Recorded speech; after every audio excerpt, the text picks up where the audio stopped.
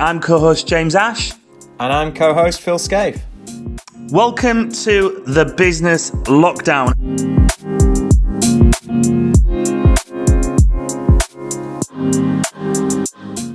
So welcome to the Business Lockdown, Mr. Kris Reid, who joins us from Saigon in Vietnam. Welcome. Thanks for joining us today. Pleasure, James. Great to be here. Yeah, well, Kris is owner, founder of Ardor SEO. Now it says what it does what it says on the tin, SEO services. Also reputation management, which I'm really keen to delving into a little bit. On his website, he's got an array of podcasts. So we've got a pro podcaster here joining us today. And also, it says a couple of months away from creating his own podcast channel, which will be great to find out more. So, Kris, welcome. First of all, why Vietnam? Originally from Brisbane, Australia, right? Yeah. I mean, I'm originally from Brisbane, but I haven't lived there in about 13, 14 years now. It's 15 maybe. Geez, I'm getting old. Lived in Europe and worked in finance until the global financial crisis came around and stole my job, which turned out to be a bit of a blessing in disguise. What the hell am I meant to do with the rest of my life? Started building a game out of just because I was a computer geek. And as the game came to fruition, I was like, well, how the hell do you get people to a website to play it? Started learning about SEO and went, man, that is amazing. I quickly ditched the game and went full hoe into ranking websites and been doing that ever since.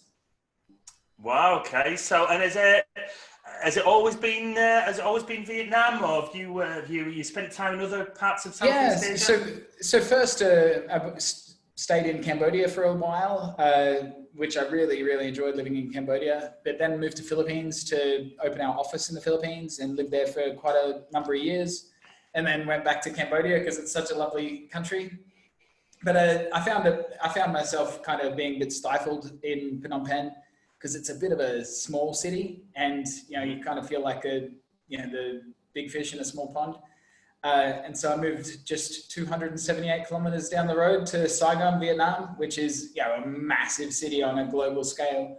And being in a big city, just so many more opportunities, so many people to inspire you and learn from. So I'm very happy here. And there's if I'm right, there's a celebration today. There's a very special holiday in Vietnam's annual calendar.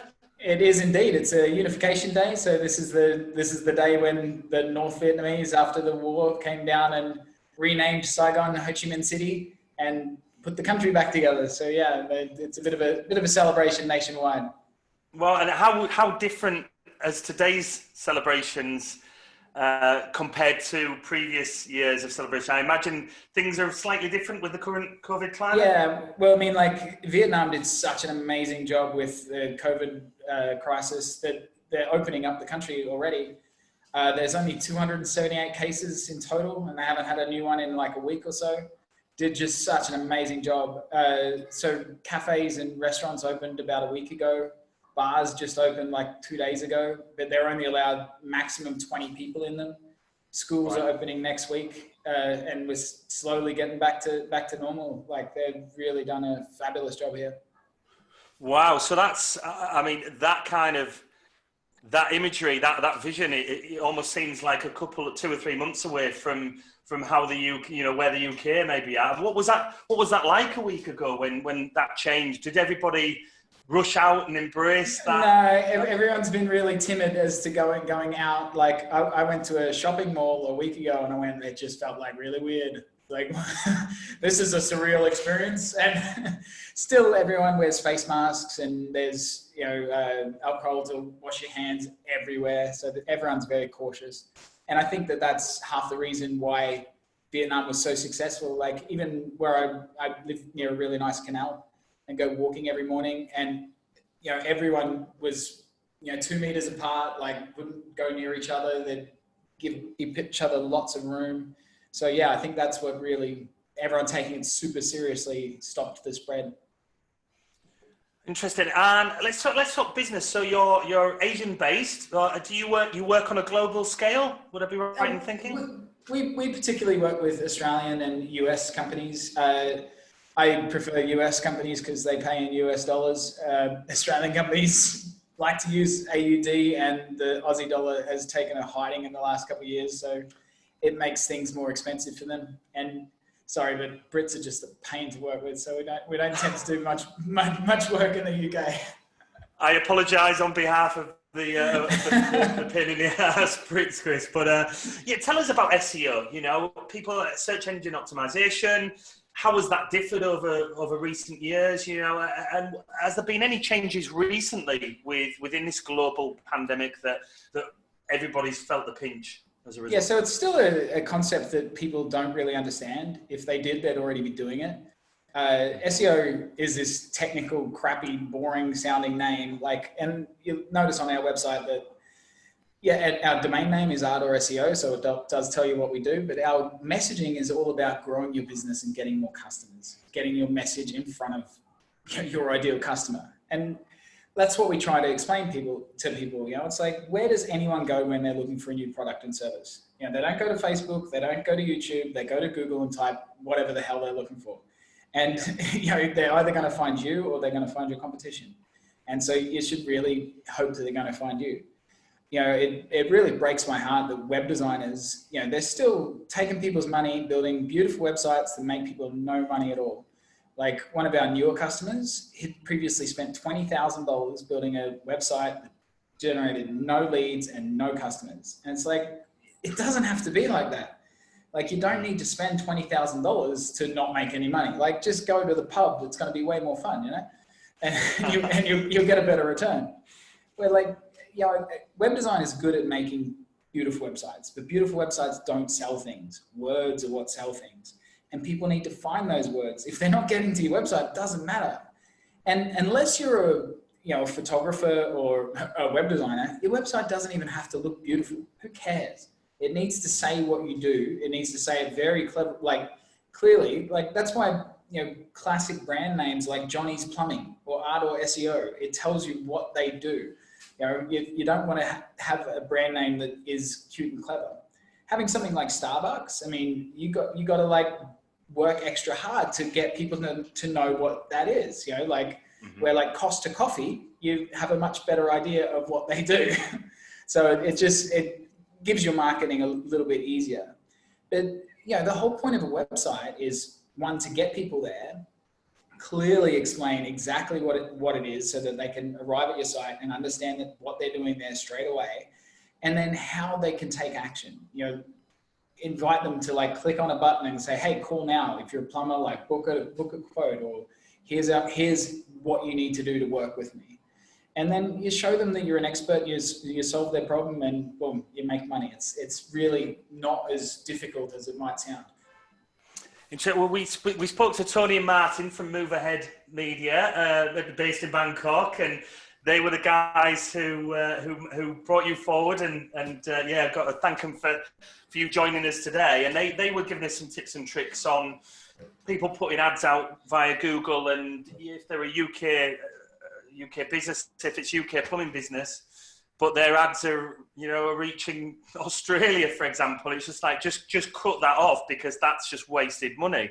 And there's some really kind of quick, easy wins when looking at people's websites. I mean, what are the mistakes that you find that continue to be made by people when you're doing quick searches and looking at people's websites? That people don't think about their customer. Like, you know, if you're a plumber, it's pretty easy what you do, and people understand that. Oh, my toilet's broken, I need a plumber. But often people don't, like, if you've got a more complex business, then people don't know that you're the solution to that. Like, you know, I hate it when like business coach type people go, oh, what's the problem with your business? It's like, well, if people know what the problem is, then you can work out how to fix it. People generally don't know what their problem is. They're like, I got a headache. I don't know, you know, what am I going to do that? And these are the sort of keywords that people are searching for. And you need to kind of think one step ahead of what is it your customer is going to be searching for. You know, they don't know exactly what you do. So they need to, like, you know, how to get help. You know, like, I've got a leaky tap, or I've got a broken toilet. And you go, oh, plumber is the solution to that. Fantastic. You know, and then you lead them into that. So, like, really great marketing is, showing people what the problem is, explaining that you understand that problem. Great. You got a leaky tap. I know how terrible having a leaky tap is. Show that you're the solution to that. This is how we fix that. 1, 2, 3, and away you go. And then talk about life afterwards. Imagine if your tap wasn't leaking, how good your life is going to be. Click this button and I'll fix it for you now. And that's your easy sales process. But understanding what your customer's searching for is step one. And then, you generally, most businesses aren't inventing the wheel, so you don't need to reinvent the wheel. Just look at someone else's site. Like if you're an Italian restaurant, you're not the first Italian restaurant in the world. Search something like Italian restaurant New York or LA, which is going to be pretty competitive. Find the ones at the top. They're probably doing really well. See how their website is structured and do the same. That's as difficult as it needs to be. Be inspired. Would that be the right answer? Exactly. But truthfully, you really should just hire an agency. I use a lawyer for my lawyering. I use an accountant for my accounting. Why the hell would you learn SEO yourself? It's I don't actually do SEO. Our team of smart nerds do SEO. I just talk about it. And realistically, you're not going to be better than them. And why would you want to be? Focus on what you do. If you think about a lawyer, right? If you needed a lawyer, would you want one that is half good at lawyering and half good at SEO? Or do you want one that focuses completely on being a lawyer and uses an agency? It was, who was it? It was the Scottish Enlightenment in the 15th century, the Wealth of Nations by Adam Smith. He said the wealth of nations comes from the division of labor. And that's a lesson that people are still learning today. Focus doing what you're really good at and let other people do what they're really good at. Yeah, I love that. And we can often be guilty, can't we, of being distracted, diverted our attention, a shiny new thing that we want to have a look at. But essentially, let the people do what they're good at doing. Reputation management. I'm curious. Tell us a bit more about that you offer as a service. Yeah, well, I mean, especially if you're selling a high-end product, right? If you're selling a widget for $5, then no one really cares that much. But if you're selling a course for $1,000, or someone's engaging your service, it's going to be $50,000 over the year. Then you want to have a glamoring, reputation, and people will look at you and see who you are. So it's nice to own that. You want to make sure that. Just last night I was talking to the PR rep of a professional football player in the US, and it's he doesn't even rank in the front page for his name. It's all ESPN and other sites that he doesn't own. And it's man, you own your own domain name that has your name in it. It's you should be number one and own that.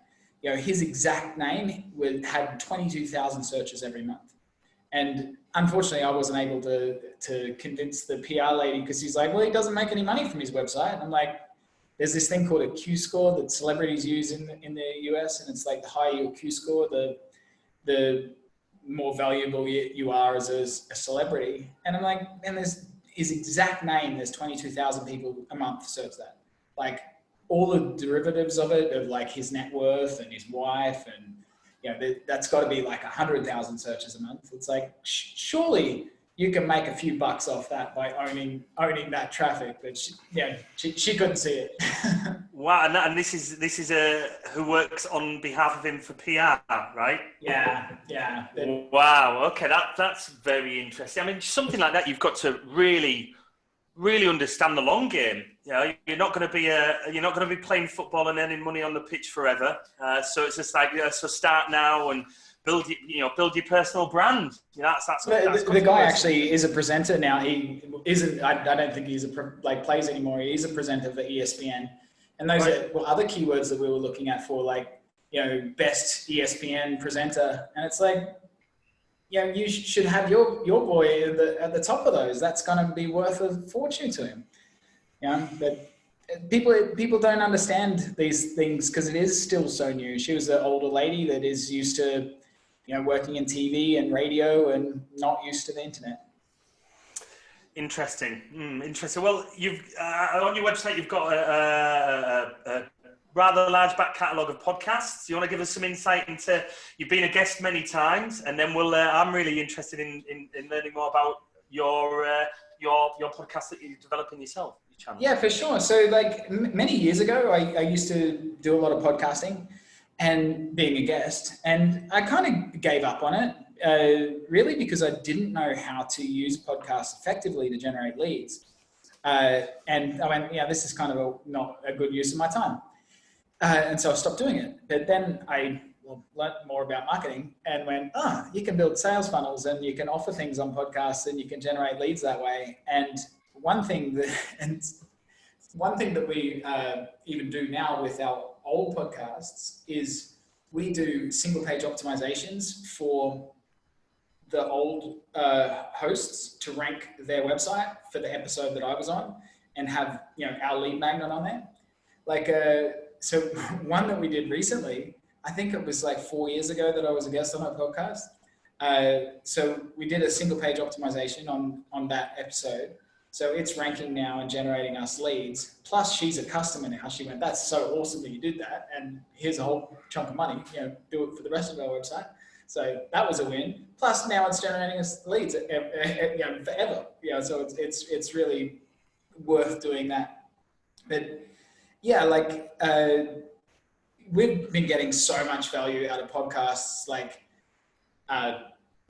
generating us customers from the hosts. Like I talk about SEO and tell the hosts how we work, and they go, "Man, can you do that for me?" And I'm like, "Yeah, we can do that for you." And they go, "Cool, here's some money." And it's so like. Just out of that, it's certainly worth me being a guest on podcasts. But recently, so one of my friends who's a director, he's been working with us for years. He's a TV director for NBC and has been for like 20 years. He's really has a lot of experience. He's like, "Man, why don't you have a podcast?" I'm like, it's so much work, blah, blah, blah. And he's like, "I'll produce it for you. It'll be fine. You just like do the talking. You're good at that." I'm like, "All right, fine." And so we've been doing research in it. And like one thing with podcasters is they don't know how to get traffic. Like, I see a lot of these podcasts and, obviously there's massive ones like, Joe Rogan and Mike McCallum and that sort of stuff. But even small ones where they get, just a couple hundred visitors a month to their website, these guys generate so many leads and all their business through the podcast because lots of other people share podcasts. And even if it's your target audience, you don't need that many people listening. Like we work a lot with real estate people, and it's like if you've got a handful of people listening to it and you generate one customer, that's worth your effort, right? And they're certainly the same with us as well. But what we want to do different with our podcast is, and I'm speaking to the first 10 guests at the moment, is work with them to develop lead magnets. So, because most podcasts don't know how to generate traffic and then they don't know how to generate leads from that traffic. So we're speaking to the guests to work out what of value can they provide the audience. So, like an intro to their book or, a guide on how to do whatever, whatever their specialty is. And so that's what we'll put the show around, and that's what we'll SEO optimize that page for. And so even if one episode just ranks for 100 searches a month, but it generates you 100 visitors a month, every month, forever. Like that's 1,200 visitors a year. And so even if you've got a crappy 5% conversion rate, that's what, 120, it's like 60 leads a year. Like that's worth 2 hours of your time, right? Yeah.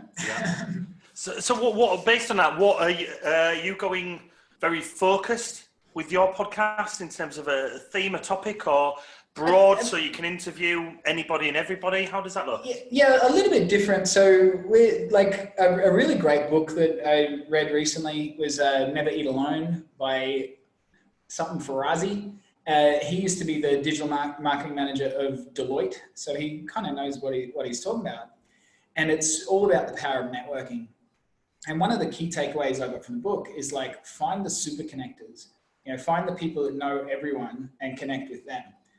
And like, there's so much value in that. Like, there's this woman who's a profit first professional that I connected with on Facebook, and like, she has just connected us with so many people. Like, she's just fabulous. And she's an accountant, a profit first accountant. And, you know, one of the times I was speaking with her, you know, she said, like, people don't understand just how good accounting can be, like how good your books can be and how powerful that can be for your business. So yeah, that's kind of true. It's like people don't understand how powerful SEO is at growing your business. You know, you just don't know what you don't know. And like, they're the sort of people that we want to have on, that have really awesome industry knowledge to uncover, you know, for her to explain, this is how damn good it can be, what good books look like, and then have a lead magnet of giving someone some information, you know? Who would be your ultimate guest? Who would, you know, if somebody could say, right, I can get you anybody in the world, who is that guest? Who would you love to chat with? Yeah, I mean, like, I like people that are passionate business folk that like helping other entrepreneurs. Like, I mean, this woman, like, she's super hardworking. She's not famous, but, you know, anyone that you speak to that knows her is like, man, she just provides so much value for people. And so they're the people that, you know, I'm more interested in speaking with. Like, we work with some big name podcasters as well. And I mean, they are very nice people, but it always gets a bit weird when you're talking about celebrity, because it's like, I don't know, because you don't kind of ask them the same things that you ask other people. You know, it's like, oh, can you introduce me to this person or that? And it's like, I don't know, what's that worth to you? And it's always like, all right. So I don't know. I just want to kind of work with the normal people. Well, let's go back a little bit to being in Southeast Asia, and what's the pros and cons? So, would it be right to title you as a digital nomad? Would that be? I'm not very nomadic at all, so not really. No, I mean, me and my dog went for a ride on the motorbike this afternoon. I mean, is that nomadic? What are the pros and cons to be working digitally, remotely in Southeast Asia? Yeah, I mean, like, you know, life here is nice. I have a maid that comes and looks after me every day. I mean, that's alone is very nice. I live in a massive city of 9 million people, but I can walk pretty much everywhere I need to go. I mean, my office is on the next street. I walk over there. I walk to the shop. I walk to yoga. Like, it's great. I have a push bike if I'm going a little bit further away. Yeah, but like, cost effectiveness, it's, you know, the value for money in Vietnam is amazing. You know, different countries are different. Like, Cambodia is actually more expensive than Vietnam, mainly because they use the US dollar there, and the US dollar's increased in value, and so things have got more expensive. Where they have the dong here, Vietnamese dong, which no one wants, and so it's a very undervalued currency and makes life here really, really affordable. It's great. Makes it hard to go anywhere else. You're like, oh my God, it's so expensive. Do they still have in the city where they'll have a keg of beer, and they'll put some plastic stools around? And I bought the cheapest beer and the cheapest round ever when I was in Ho Chi Minh City. I think it was, we were round and we were people that we just met, and I think it was maybe 26 people, and I was I'll get this round, and it was less than £2. It was less than £2. Do they still do that? Do they still get the kegs and open up shops and put some stalls around, or is that? I mean, I've not seen that myself. I mean, there's lots of, like, just sit down on the street corner, but usually drinking bottled beer though. And yeah, a cheap place, it's about 50 cents. At a more expensive on the street place, it's about $1. So yeah, you can certainly get good amount of beer for your money. What would you say in comparison with somewhere like Bangkok? We were speaking with Tony and Martin, gaining insight, and the cost of living there's certainly risen. And they said that it's not too far away from being a first world city. How would you say that Bangkok differs to Ho Chi Minh City? Yeah, Bangkok is more modern than Saigon. So yeah, it's more expensive. There's more traffic too, which is meh. Yeah, here's a little bit more laid back, I think, and better value. I mean, it's still a massive city with, you can have anything you want. Like if you want to go and spend, $200 on a bottle of wine at a fancy restaurant, you can do that. You can go to a rooftop bar and spend $20 on a cocktail. It's like there's all of that. Probably not as much as there is in Bangkok. That's not really my scene, so I don't really know so much. But I mean, I've had plenty of beers with Tony and Martin, but they were often by the lake near their house, so it was and they were paying, so I don't know. And how do you keep yourself in check, both physically and mentally, in that part of the world? Have you got a normal routine, and has that routine differed greatly since the COVID-19 impact? Yeah, I mean it has for sure. I mean, yeah. So I mean, I wake up every morning at 5:30. I write my journal. Read my daily Stoic, which is the best book. I've been reading that, I think, 4 or 5 years now. It's a fabulous book. Take my dog for a walk and go to work, which is the next street over. But we used to have a full office full of people, but then we weren't allowed to have people in the office, and so it was just me and our SEO team lead were sneaking in. We still weren't meant to be there, but yeah, who's going to tell? But yeah, like, I mean, I usually go to a yoga class every day, but all the studios have been closed down. So I've been practicing at home, which takes a lot more mental discipline. And, it's like when you've got a teacher, it's easy. You can just turn up and accountability, right? Accountability yeah, is exactly. key. and I imagine you've got family and friends in Australia. Have you been connecting regularly with those guys? And because there's been a very low number of cases there. It seems that Australia have managed it incredibly well, and we've recently heard that New Zealand have completely got rid of COVID-19. Yeah. I mean, I spoke to my sister this afternoon, and she's like, yeah, it's going to be at least another month before the kids can go back to school. I was like, yeah, it's been 3 months already that the kids have not been in school here. Parents are going crazy. Very, very true. So how does the future look like for you in terms of business and also personally? Do you see yourself in the city long term? So like when this whole crisis started happening, I freaked out a bit, like everyone does. I actually had a call with Martin Finn, and he really gave me a good pep talk. It's like, the world's not going to end. You'll survive, and you'll probably come out of this stronger. We lost a few clients right at the start, which really made me nervous. I'm like, oh crap, like you lose some clients. It's like, how many are we going to lose? Like, are we going to be able to replace them? And, it was a bit scary, but then, we got our first new customer, and I was like, oh, we still can get new customers. And like just this afternoon, I spent the afternoon in the park. I came back and we got 2 new customers while I was away. And like happy days. Like and they're big customers. Just after I have a call with you, I'm doing a strategy delivery with a super big customer that like does all the decorating for Walmart. They're like massive. So like there's plenty of money to be had out there. Like you just got to go and look for it. People that live on the breadline, they're going to be doing it tough. And if they're your customers, then you're going to be doing it tough. But there's plenty of people that have cash reserves, and this is the time to be, using those cash reserves to be buying up the world, and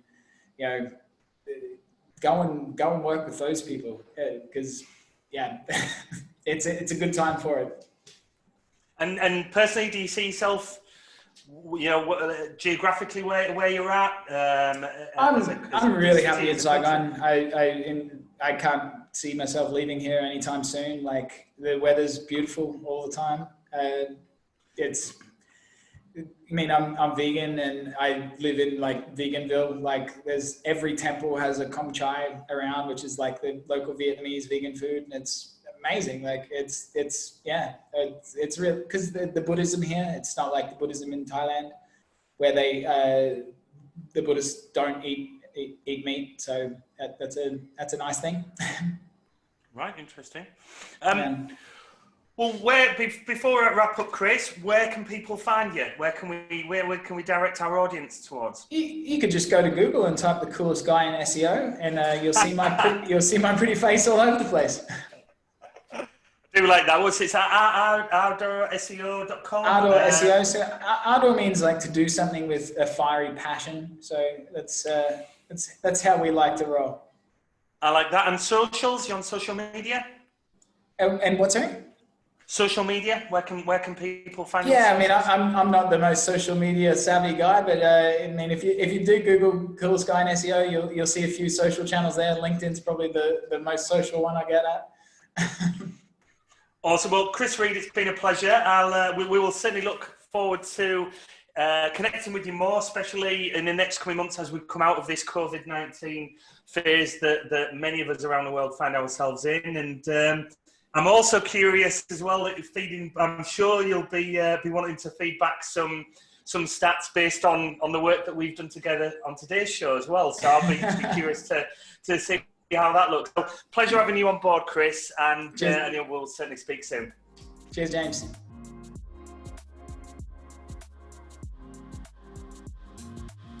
Thank you so much for joining us on the Business Lockdown. Please comment, like, share and subscribe to help build our global community. We look forward to seeing you all soon.